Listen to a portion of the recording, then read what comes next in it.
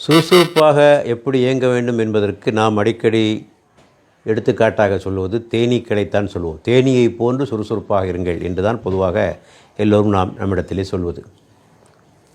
இந்த தேனை சேகரிப்பதற்கு அந்த தேனீக்கள் படுகின்ற பாட்டை படித்து பார்த்தால் அதில் நமக்கு ஏராளமான படிப்பினைகள் இருக்கிறது. அரை கிலோ தேனை பெறுவதற்காக அவர்கள் செய்கின்ற முயற்சியை பாருங்கள். அவர்கள் 20 லட்சம் மலர்களை சென்று அந்த அமுதத்தை தேட வேண்டும். 20 லட்சம் மலர்கள், அரை கிலோ தேன் பெறுவதற்கு 20 லட்சம் மலர்களுக்கு போக வேண்டும். 30 லட்சம் தடவை பறக்க வேண்டும்.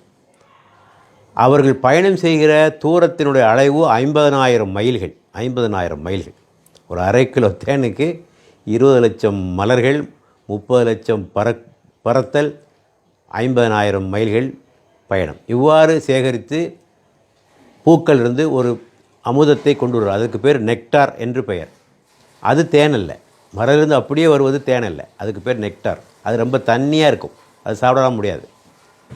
அந்த தண்ணீரை அந்த தண்ணீருமா இருக்கின்ற ஒரு பொருளை இறுக செய்ய வேண்டும். அதை 1/3 பகுதியாக குறைக்க வேண்டும். சேகரித்த அந்த அமுதத்தை 1/3 பகுதியாக குறைக்க வேண்டும். இதை எப்படி குறைப்பது? அந்த தேனீக்களிலே இருக்கின்ற அந்த சிறகுகள் இருக்கின்றனவே, அவைகள் ஒரு விசிறி மாதிரி செயல்படுகின்றன. விசிறி மாதிரி வீசி அதை உலர வைத்து எவாப்பரேட் பண்ண வைத்து அந்த அமுதத்தினுடைய அளவு 1/3 பகுதியாக குறைகிறது. சரி, இதோடு முடிஞ்சதா? இல்லை. இதற்கு பிறகும் அவை தேனாகுவதில்லை. அதற்கு பிறகு தேனீக்கள் அவற்றை உறிஞ்சுகின்றன. அவருடைய வாயில் இருக்கக்கூடிய ஒரு சுரப்பி தான் இந்த நெக்டாரை, இந்த அமுதத்தை நாம் இப்போது அருந்துகின்ற தேனாக அது மாற்றுகிறது. இப்போ இவ்வளோ ப்ராசஸ் இருக்குது. இவ்வளவு பிறகு தேன் வருகிறது. சரி, இந்த தேன் வந்தாச்சு. இப்போ இந்த தேனை சேகரிக்கணும். அது எவ்வளோ பெரிய வேலை. நீங்கள் தேன்கூடுகளை பார்த்திருப்பீர்கள். எவ்வளோ கலை அம்சத்தோடு அது அமைக்கப்பட்டு என்பதை பார்ப்பீர்கள். மிக இறுக்கமாக அந்த வேக்ஸினால், அந்த மெழுகினால் செய்யப்பட்ட அந்த தேன்கூடுகள் எவ்வளோ இறுக்கமாக இருக்கும் என்பதை நீங்கள் பார்ப்பீர்கள்.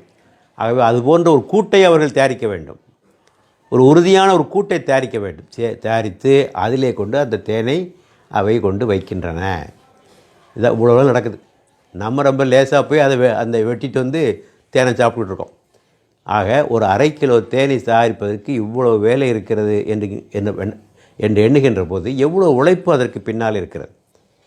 இதுதான் நமக்கு தேனீக்கள் தருகின்ற பாடம். ஆக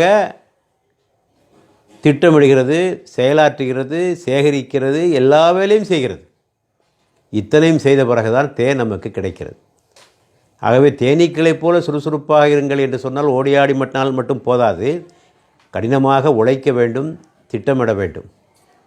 ஆனால் நம்மிலே பலர் உழைப்பதும் இல்லை, திட்டமிடுவதும் இல்லை, எதுவும் செய்வதில்லை, எல்லாம் நொந்து கொள்வது. எனக்கு ஒன்றும் ஆவறதில்லை, நான் எந்த முயற்சி எடுத்தேன், எல்லாம் எனக்கு தோல்வி என்று புலம்போது, இன்னொரு புறம் பிறர் மீது பழியை போடுவது. அவன்தான் காரணம், இவன்தான் காரணம், எங்கள் பெற்றோர்கள் காரணம், அவன் நண்பன் காரணம், ஏதாவது ஒன்றை சொல்லி தப்பிப்பது. ஆக இதுவற்றையெல்லாம் விட்டுவிட்டு நாம் கடுமையான உழைப்பில் ஈடுபடாதவரை நாமும் மாற முடியாது, நாம் வாழுகின்ற சமுதாயமும் மாறாது, நமது நாடும் மாறாது. ஆக உழைக்காத சமுதாயங்கள் முன்னேறியதாக வரலாற்றில் எங்குமே கிடையாது.